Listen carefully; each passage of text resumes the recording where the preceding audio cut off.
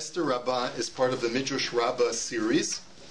It was there are different opinions as to when it was actually written and popularized, sometime in the medieval period, perhaps as late as the 13th century. Thank you.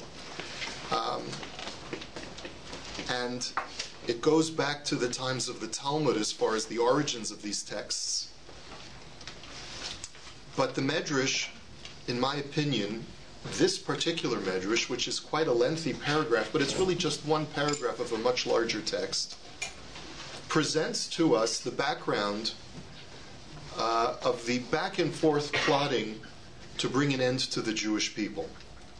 And the reason why this Midrash, I think, is such a powerful tool is because it really speaks to a lot of things that I think are unfolding in front of our very eyes today on the world stage, as far as some very insidious activity that is unfolding in the world today on university campuses and in the United Nations and in different parts of the world to demonize and vilify the Jewish people so that justifications can be made to wreak very serious persecutions against the Jewish people and the state of Israel, which is, of course, where the Jews live, the homeland of the Jewish people. And so I think that if we start reading a few lines, you'll understand exactly where we're going with this. It starts off, this Midrash, it's from Parsha Zayin, paragraph Yud Gimel, talking about Haman's request to King Achashverosh to bring an end to the Jewish people of Persia. And here's how the Medrash goes. Everyone got paragraph number 1? Imal HaMelech Tov Yikasev La'abedam. If it pleases the king, may the Jews be written for destruction. This was Haman's request, and this is a direct quote from the Megillah. Says the Midrash, Amar Reish Lakish said, B'sha'a she'amar Haman harasha la'achashverosh, Bo una'abed et Yisrael min ha'olam. At that moment, when Haman said to Achashverosh, come, let us destroy the Jews from the world. Amar lo Achashverosh, lo yacholt lahon. Achashverosh said to him, you won't be able to. You can't destroy the Jews. Bedil de elo kahon lo shavik lon kol ikar. Because their God would never let them be. Their God would never leave them alone even for a moment. Tochazi ma'avid lo namalkin kamai. Come and see, says Achashverosh, what God did to the earlier rulers of the world. Dahavun kuminan, dahavun pashtun yedehon alehon. Look at what happened to the other rulers who tried to attack the Jewish people. Dahavun malchaya ravrevaya viguvraya tfeiminan. They were much more powerful and much more influential in the world than we are today. Listen to Achashverosh speaking. He says, I'm not as big as those guys from yesteryear were.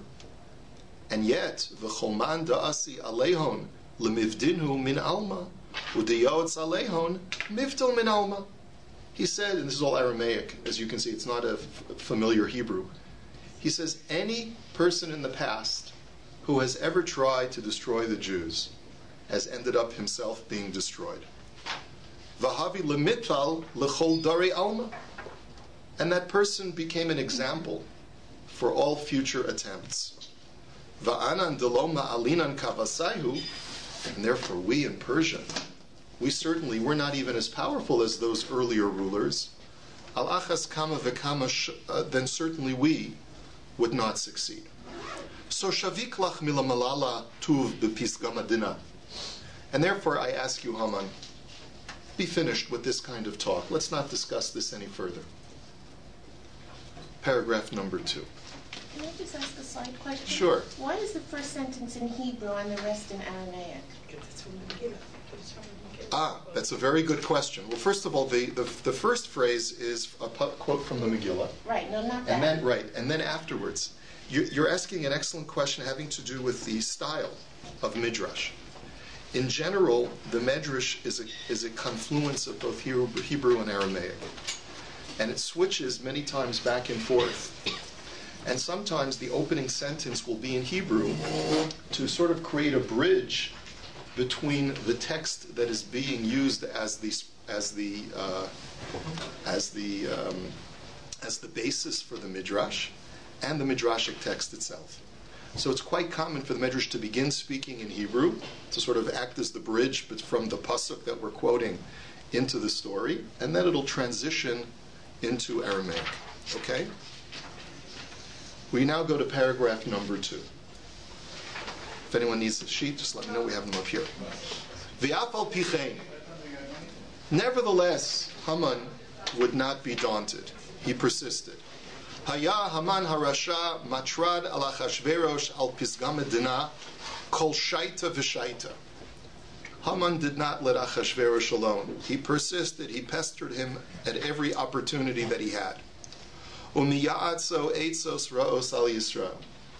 And he kept persisting in giving new ideas to Achashverosh how to bring evil upon the Jewish people. Omar lo Achashverosh. So Achashverosh was starting to be worn down. He says, Hoel v'kach. He says, listen, I see I'm not going to be able to dissuade you. Nimlach b'chachamim uv'chartumim.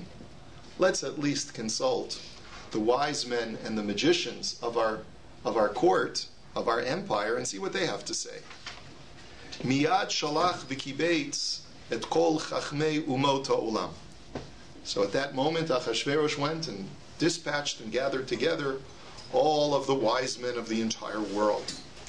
Bo kulan lefanav, and all of these people from these united nations came together.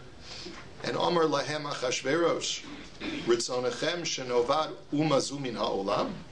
Achashverosh says, what do you think of this idea that my vizier Haman has? Do you think we should get rid of the Jews? Amru lo kulan bevasachas. All of them said in one voice, Mihu zeh ve'ezehu asher mila'o libo la'asos kein. What a very interesting play on words from the Megillah itself. What is that pasuk coming from? This Achashverosh said this to Esther. He said, who is this person who would dare to destroy the Jewish people? So in the Medrash's words, this was what the wise men of the nation said to Achashverosh. Who would dare to have such chutzpah as to try and destroy the Jews? V'rotze lahashlich b'davar zeh.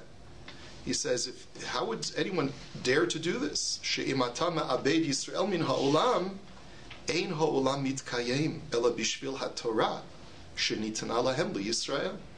If you make any attempt to destroy the Jews, the world cannot endure, because the world only endures because of the Torah study that is propagated by the Jewish people. Hahu dichsiv, and that's why the pasuk says in Yirmiyah, Im lo berisi, without my covenant, yomam valayla chukot shemayim va'aretz lo samti, that is operative day and night, then I could not put into place the rules of nature, the laws of nature. So that's the first argument that they said, if you destroy the Jews, the world will cease to exist. Velo od, but furthermore they said, Ela shekol ha'ovdei gililim nikru nochrim lifnei hakadosh baruch hu. All of the other nations other than the Jews are considered foreigners vis-a-vis God. And hahu dichsiv v'gam el hanochri asher lo me'amcha Yisrael hu.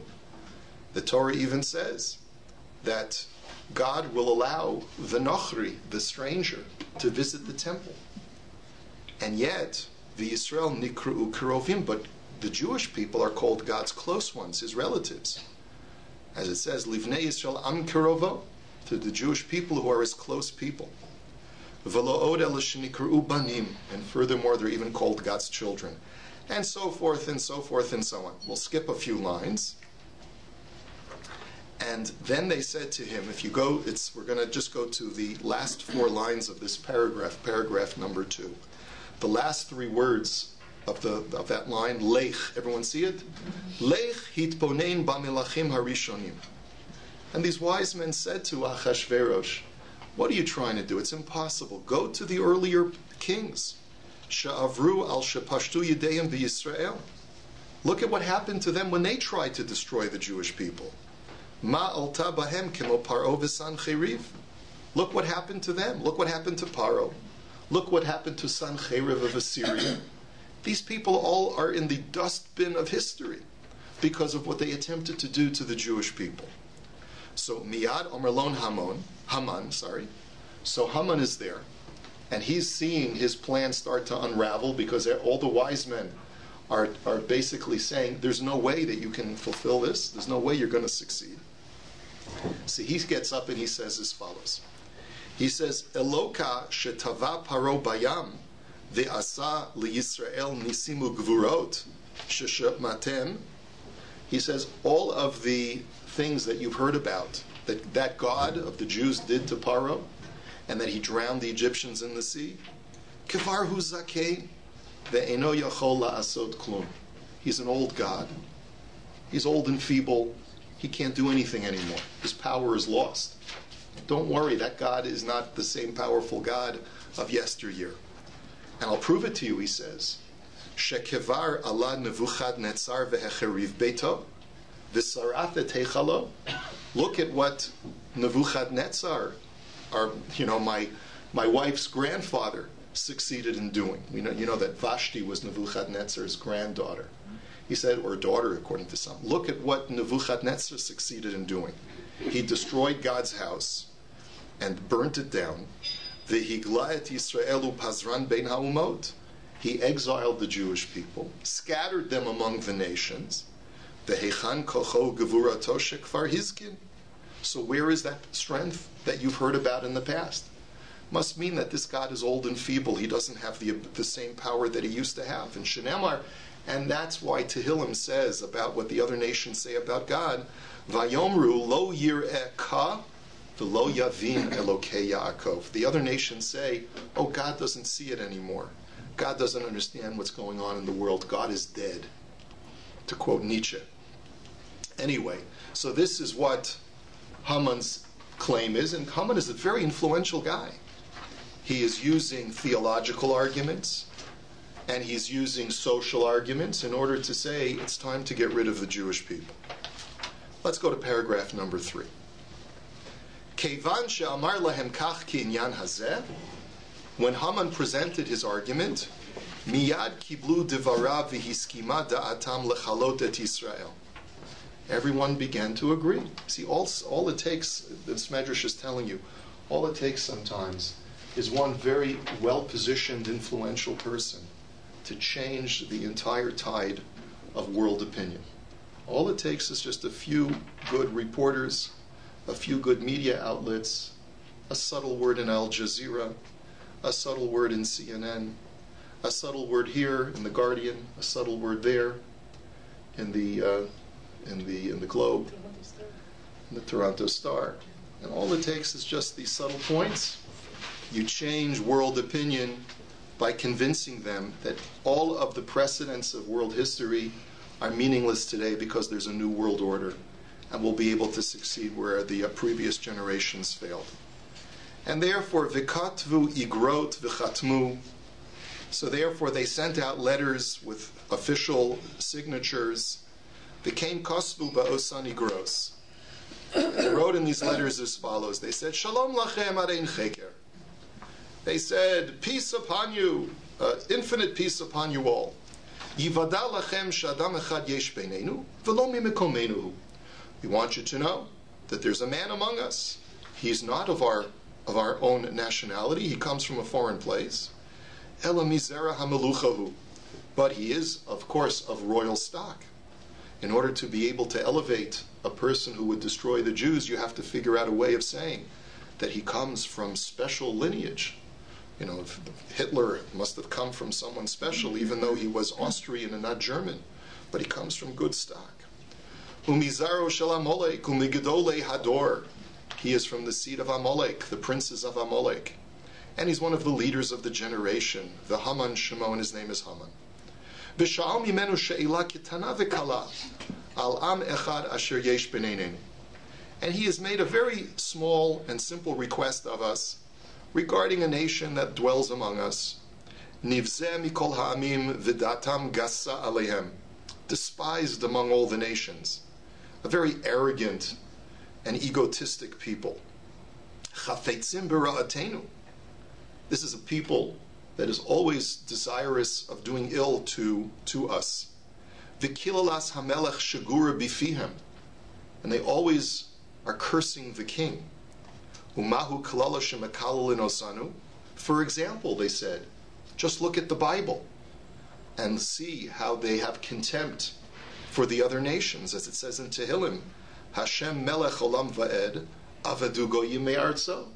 It says in Tehillim that God will rule forever, and all the other nations will be destroyed from his land, meaning from the land of Israel. Va'od omrim, and they also say, la'asos nekama bagoyim tochechos bala'umim, that God will wreak vengeance upon the other nations who are our oppressors. So you see how they speak ill of us, their host nation. Paragraph number 4. Look at the plot that is being woven against the Jewish people to portray them as arrogant, as contemptuous of the other nations, as xenophobic. Continue. V'kofrim b'misha asa lahem tova. Not only that, but they are absolutely ungrateful. They are ingrates. Bo ur'u me'oto ani paro. Ma asu kesheyardu leMitzrayim. Look at that poor King Paro. When the Jews came down to Egypt, kiblam b'sever panim yafot. He accepted them with so much graciousness. He received them and welcomed them into his land. V'hoshivam b'meitav haaretz. He let them settle in the finest parts of Egypt. V'zanotan b'shnei ra'avon v'he'echilam kol tuv shebe'artzo. He fed them in years of famine, and he gave them to eat the most luscious foods of his land that he could find. Look how generous he was to these people. Look at this revisionist history, yes? They forgot one detail. Who was it that saved all of Egypt? It was a Jew. And Yoseph had one simple request. Let's bring my family of 70 people to live in Egypt. Okay, so you've got this revisionist history going on. When the Jews came, they were foreigners. The Arabs welcomed them in with open arms. And since then, the Jews have been totally ungrateful. Let's take a look. And palterim hayu lo, or hayu lahem livnot v'hayu bonim sham. And Paro had construction projects, and the Jews participated. B'chol zos lo haya yachol lahem. But with all of the kindness that Paro showed them, he was never able to prevail upon them to become friendly with him. V'lo od ela shebou ba'alila.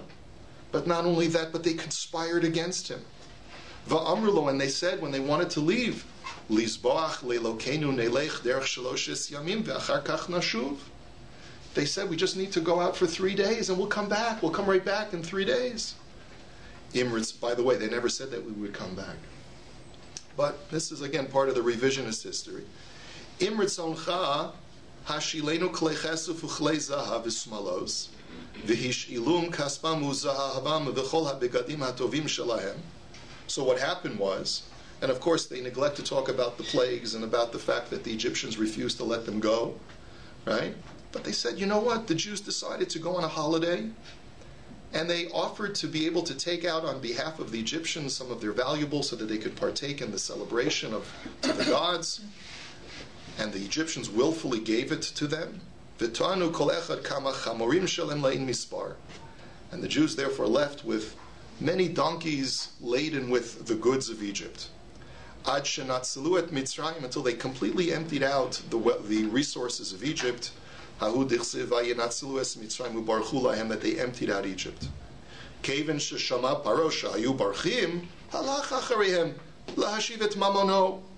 Paro hears about this and he just goes after them to just get his assets back. That's all he wanted to do. Of course, again, revisionist history. They forget about the pasuk that says, that Paro says, Achalek shalol, ashiv charbi. Right? I'm going to empty my sword upon all the corpses of Israel. Right? No, he just went to ask the Jews to give back the property that they had taken. Ma'asulo, haya imahem adam echad. So what did the Jews do, those ungrateful Jews? There was one man that was among the Jews at the time. Ushmo Moshe ben Amram. His name was Moses, the son of Amram. Uvikeshafav natal makel echad v'lachash alav. He had some magical tricks up his sleeve. He had a stick with him, a magic stick. He used some kind of magical incantation. V'hika boes hayam ad shenecherav. And he smote or struck the water until it completely dried up. Again, revisionist history. No God involved. No splitting of the sea just dried up. V'nichnesu kulam beyabasha b'sochayam v'avru kulam. And all the Jews were able to pass through on dry land. They all passed through. Ve'eni yodea bameh avru uvameh yavshu hamayim.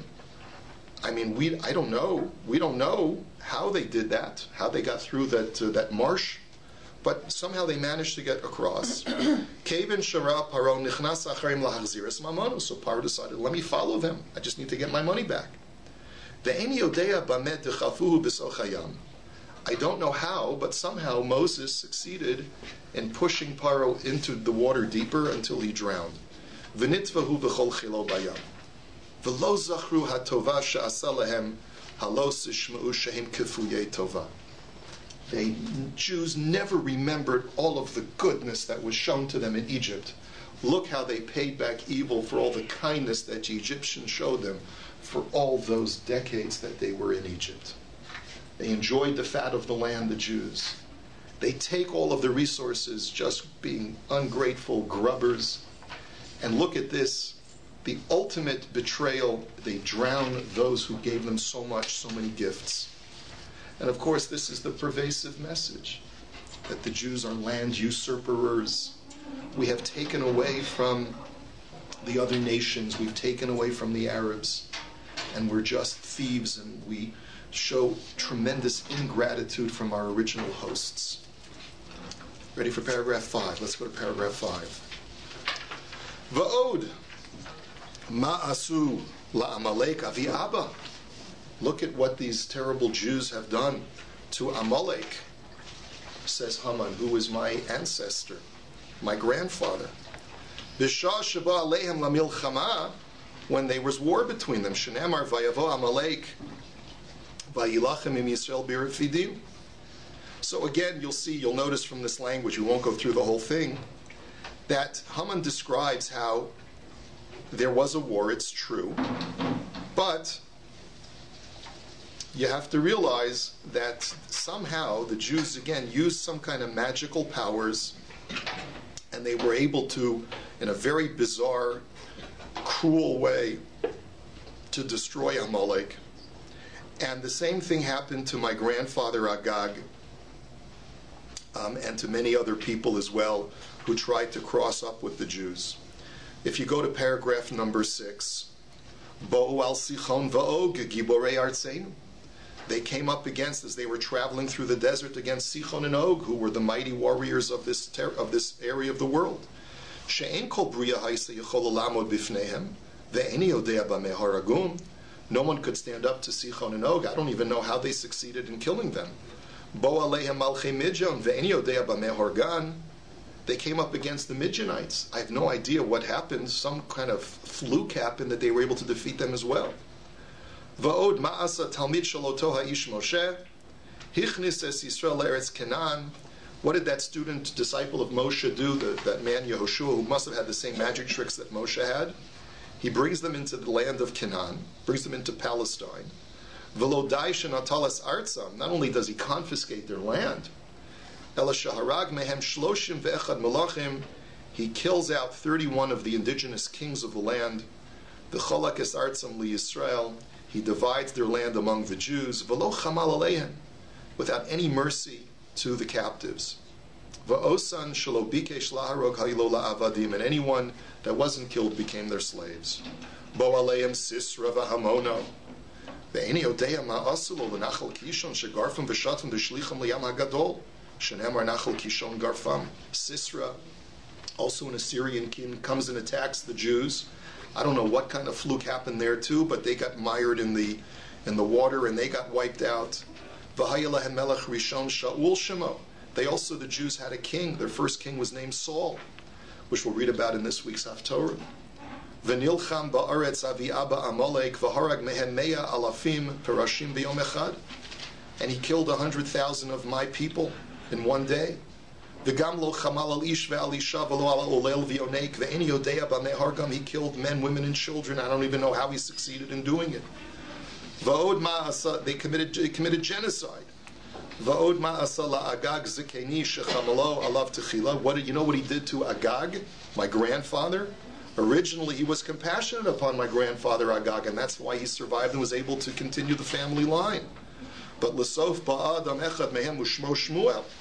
But eventually, a very cruel man named Samuel, the prophet, comes upon him and kills him in a very, very cruel way.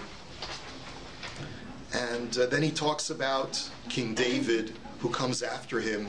He also was a very violent and bloody king. And then King Solomon comes after him, and he builds a temple for the Jews. I don't even know what they had, he says in the last line of that paragraph. Eini yodea ma haya lehem b'socho.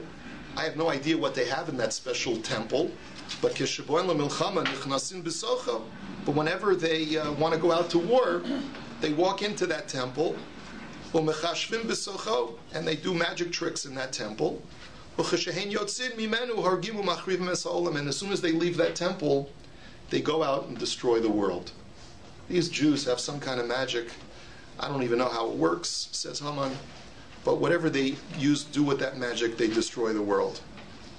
And I was reading this medrash, I'm thinking about those cartoons. I don't know if you've seen those, many of the Arabic cartoons that portray, in the Egyptian press and in the Jordanian press and in the Syrian press, that portray the Jew as an octopus with its tentacles covering over the globe of the planet. Yeah.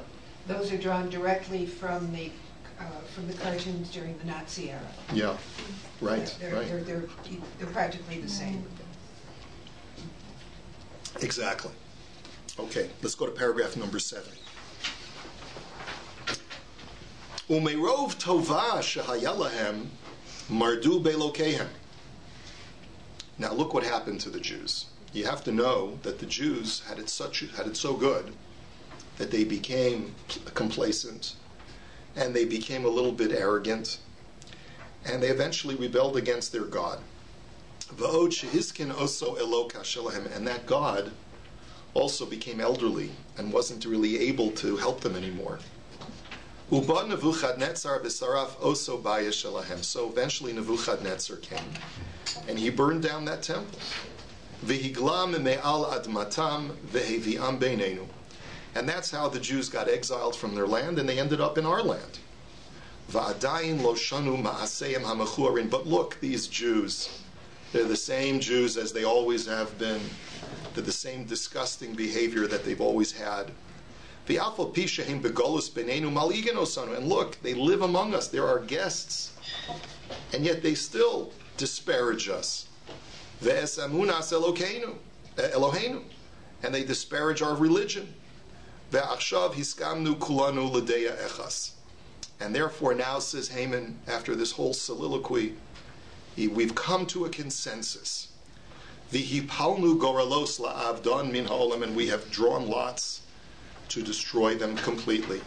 Uve'ezes man yitachen lanu l'chalosam, and we've decided when that date will be.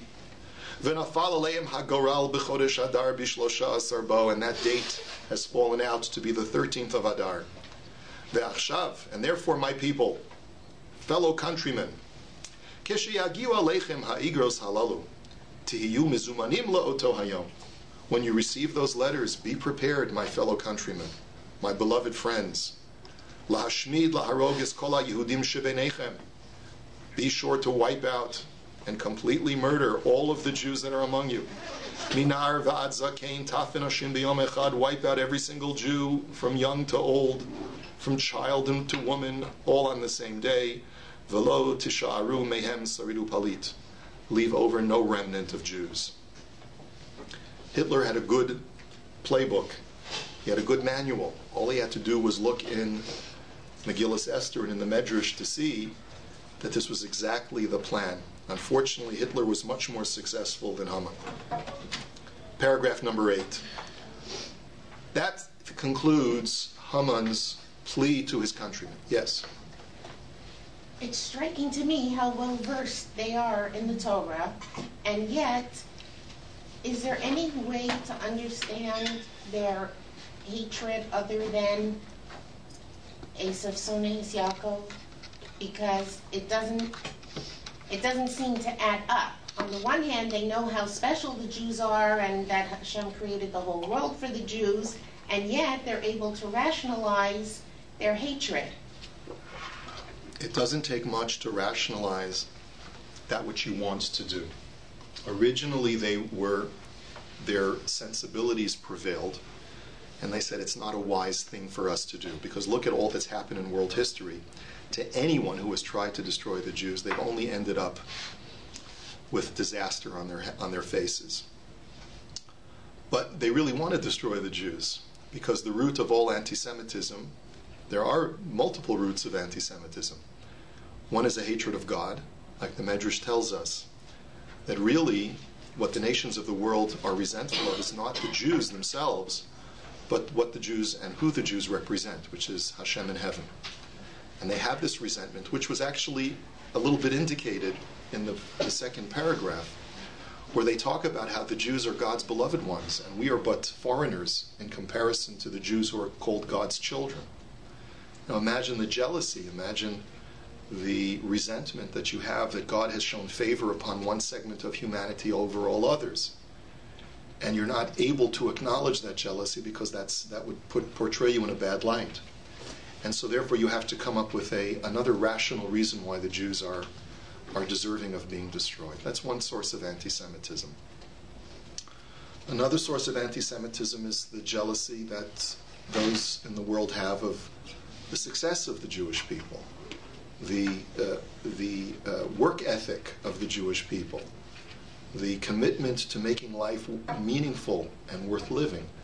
That has always been the hallmark of the Jewish people, that they value life more than anyone else in the world because they realize how precious life is. And so we are an industrious people. We are people who always push harder and harder and harder to succeed because we realize that life is short and that we have a lot to accomplish. And like the Mishnah says, the Balabayas is dochek. Our employer is pushing us, and we have a lot of work to do, and we've got to accomplish as much as we can. And this kind of ethic is also it's also painful to be standing next to, because it puts everyone else in a negative light. So there are a lot of sources of anti-Semitism, but ultimately, despite the illogic of trying to harass or harm the Jewish people, there are always ways to rationalize it and make it seem like it's a righteous cause. Boycott, divest, sanction. Of course, that's the righteous thing to do because we are the oppressors. We are the ones who are committing genocide against the Palestinian people. We're the ones who are suppressing their rights. And of course, it's a complete distortion of the reality, the facts on the ground. But you can't rationalize with someone who's not interested in the facts, but is rather interested in a reason to be able to destroy the Jewish people. Okay, so let's go on to paragraph number 8. So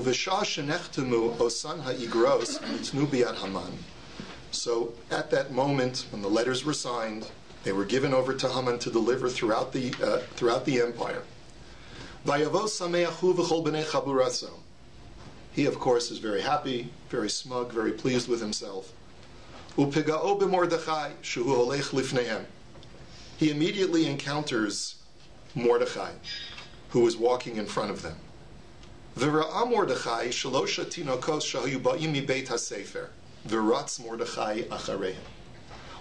is aware of everything that has taken place. He's in the street as this is unfolding, and he sees 3 small children walking in front of them, and Mordechai immediately runs over to speak to the 3 children.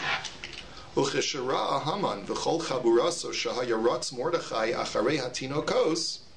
they see that Mordechai is so animatedly running after these children, they ran after Mordechai. What is this Mordechai, who's one of the leader of the Jewish people, an important person in Persia, of course, especially for the Jews? Why is he running after little children? What does he want from these children? Keven shehigia Mordechai etzel hatinokos, sha'al le'echad mehem, psok li psukecha, the very famous line. Mordechai goes up to one of the children and says, tell me a pasuk. Tell me a pasuk that you learned in Cheder today. And this is actually a very common tradition that we find in a few places in the Talmud, where if a person wants to receive a prophetic statement, he should ask a child, what did you learn in school today? And the child will cite for you a pasuk, and you're supposed to use that as a prophetic portent for you, because God orchestrates that children, out of the mouths of babes, out of the mouths of children, come out pearls of wisdom and prophetic statements. So therefore the child said to him, Al tira mipachad pisom umishoas rishoim kisavo. Don't fear from any kind of sudden fright, and don't worry about a holocaust of the wicked should it come. Pasach Hashem. The second child opened up its mouth, va'amar, ani karisi hayom, I learned another pasuk today. Uvazeh pasuk amaditi mi BAYT sefer, and this was the pasuk that I finished school with today. And my pasuk was utsu eitza v'sufar, dabru davar velo yakum, ki imanu kel. From this time from Sefer Yeshaya, it says, make a council, try to come up with a plan, and it'll be confounded. Come up with an idea that you speak, but it will not come to pass. Why? Because God is with us. And Pasach Hashlishi v'amar, and then the third child opened his mouth and said, here this time a pasuk from Yeshaya, v'ad zikna anihu, that until old age it is me, says God, v'ad seva ani esbol, and until hoary old age I will endure. Ani asisi v'ani asa, I have created and I will bear. V'ani esbol v'amalet, I will endure, and I will give you a method of escaping. So you'll put all of these three psukim together, and you see that these are prophetic statements. It would seem to me that these three psukim are addressing three concerns that the Jewish people have. Number one, don't fear when a wicked person comes to power. Politics are such that the political world is so fickle, he's here today and gone tomorrow. So, altira mipachad pisom umishoas rishoim kisavo, don't fear when a wicked man comes to power and proposes destruction. And then the second child says, no matter how intelligent the council may sound, no matter how much support a politician may get to his idea, he may even get the entire United Nations to vote in condemnation of the Jewish people, but lo yakum, it won't, you don't have to worry about it. Even when the entire world is putting pressure on the Jewish people to cut their country in half, don't worry about it. Ki imanu kel, because God is with us. And then the third one, the third child, of course, is trying to respond to the accusations of the other nations that God has forsaken the Jewish people because he's an old God. He doesn't have the same power that he used to have. God says, Ad zikna anihu, it's the same God, no matter how old the world becomes, even into old age, and the world becomes more and more mature. I haven't changed, says God. That's the same God. I'm not ageable. I'm ageless. And therefore, never worry. When the time comes, ani esbol va'amalet, I will endure, and I will give you the means of escape. So, paragraph number 10. What? Yes? Why do we say that at the end of Elena? Those three verses. That's a very good question. Many people do say those verses at the end of Aleinu. And it would seem that that's really connected to the theme of Aleinu. Because what is Aleinu all about? Aleinu is this eschatological portent of the future. We're looking forward to a time when the world will all recognize God and all the nations will coalesce. L'takein olam b'malchut shakai, the world will be perfected with the kingdom of the Lord. V'chol b'nei basar yikru v'shmecha, and all nations of the world, all human beings will call out your name, Hashem. And yet we see this cognitive dissonance between the prayer of Aleinu and what is before our eyes in the world today. So we have to reassure ourselves, don't worry about what's going on today. When the time comes, Ani esbol v'amaleit. God says, when the time comes, it'll come. And when you need me, and when the world needs me, and when it's time for the redemption, don't worry. I haven't forsaken you. I know what I'm doing. It's part of a plan. So, paragraph number 10. Kevin sheshoma Mordechai kach sachak v'haya samech simcha gedola. Mordechai hears this from the children, these 3 prophetic verses, and he's filled with this great joy. He starts to laugh. Amar lo Haman, mahi zos hasimcha shesamachta l'divrei hatinokos halol. He says, what did these children tell you that made you so full of mirth? Amar, al besuros tovos shebisruni shelo efchad min ha'etza hara'a sheyatzta aleinu. Not exactly the answer that Haman is looking for. But Mordechai tells him, he says, they told me not to fear from you and for any plot that you have against us. Miyad ka'as Haman harasha ve'amar, and that's when Haman immediately becomes very upset.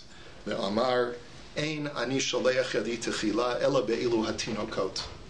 That when it comes time to kill the Jews, I'll start with the children. Because it's the children who are providing comfort to the Jews.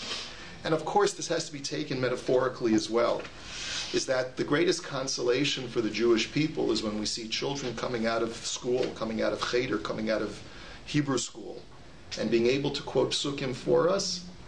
That's the greatest consolation, because we know that they represent the future of Klal Yisrael. So therefore, Haman, who seeks to subvert and destroy the Jews, says, you want to know how to destroy the Jews? Go attack their children. Go get the next generation. Make sure there's no continuity to the Jewish people. So that's really what this midrash is signaling for us. We won't see that in this paragraph, but later on the midrash talks about how Haman actually enslaved the Jewish children, bound them in chains because of this first part of the story. And then when the children started to cry, and the midrash says that their cries went up to heaven like the braying of, or the baying of sheep, and God hears the cries. It was at that moment that Hashem transitioned himself from his throne of stern justice to his throne of mercy, and decided to grant a reprieve and begin the salvation process for Klal Yisrael, for the Jewish people. So not only are the children the source of inspiration and hope for our future, but they are also the catalyst for our very redemption. Because who is the greatest source of compassion and mercy and rachamim for the Jewish people? It's of course our innocent children. So that's why perhaps there is this emphasis on children on Purim, because they play such a central role, at least according to this midrash, although this is of course not present at all in the narrative that is contained in the Megillah.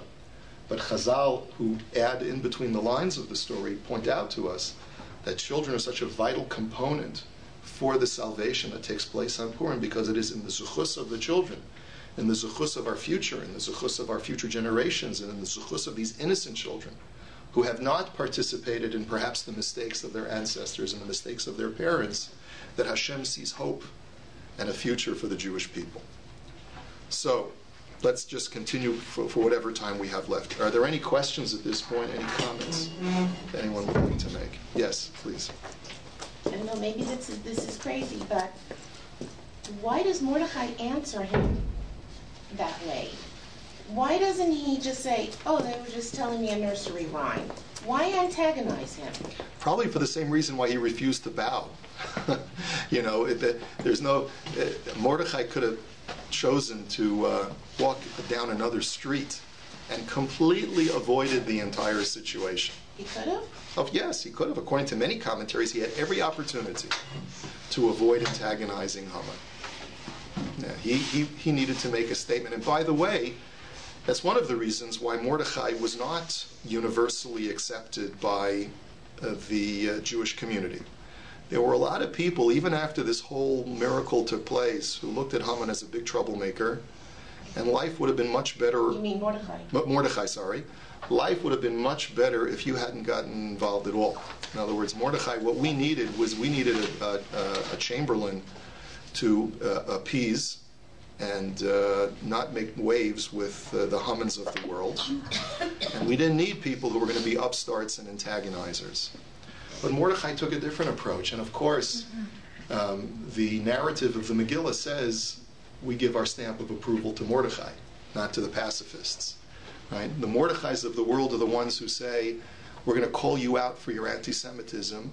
We're not going to just pretend that it doesn't exist. We're not going to pretend that we have to sort of placate your pleas for justice on behalf of the enemies of the Jewish people. We're not going to entertain that. We're going to call it out for what it is. You're an anti-Semite. You don't like the Jewish people. You wish we were dead. And that's what motivates you. And if that's what you want to subjugate the Jewish people, you want to get us to be able to give up everything so that we're driven into the sea, you're an anti-Semite. And we're not going to sugarcoat our words. We're not going to pacify you. We're not going to placate you. We're going to call it out as it is. And so Mordechai took that approach, and he said, you know what, Haman? I'm not scared of you. You're an anti-Semite. And the children have told me that God is going to be on our side, so I have nothing to fear from you.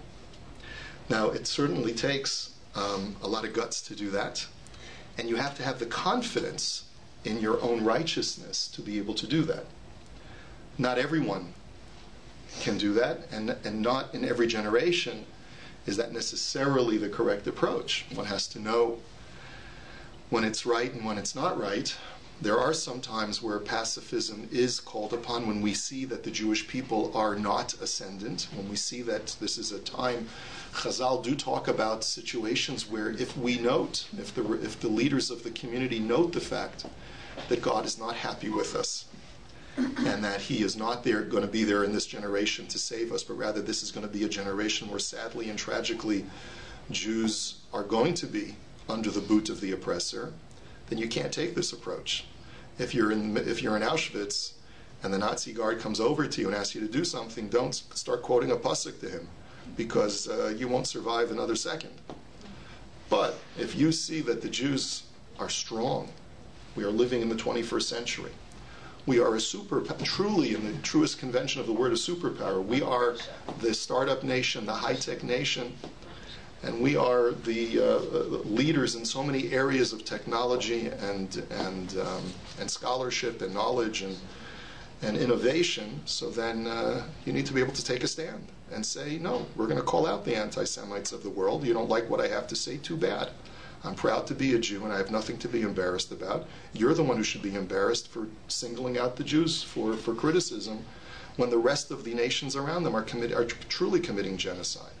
When no Arab nation would even attempt to open its door and show some semblance of compassion to the Palestinian people, you're calling out the Jews for setting up these refugee camps. These are not refugee camps. These are propaganda camps. And anyone who would think otherwise is just anti-Semitic and allowing their old anti-Semitic fears and xenophobia to be influenced. Okay. Let's see.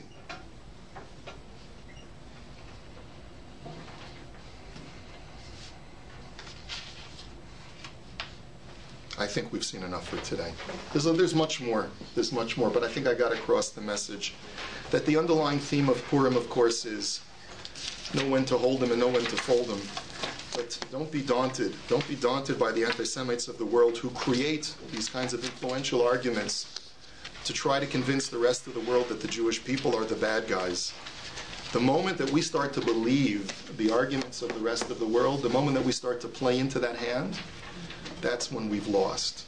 The key to the success, the key to the salvation of the Jewish people is to not believe in the nihilistic approach of the other nations against the Jews, is to not accept that everything that has happened to the Jewish people was either through magic or happenstance, but is to rather to believe that Hashem has been with us, and as He is with us in this generation, and we will endure, we will persevere, and we will prevail. Have a great day, everybody.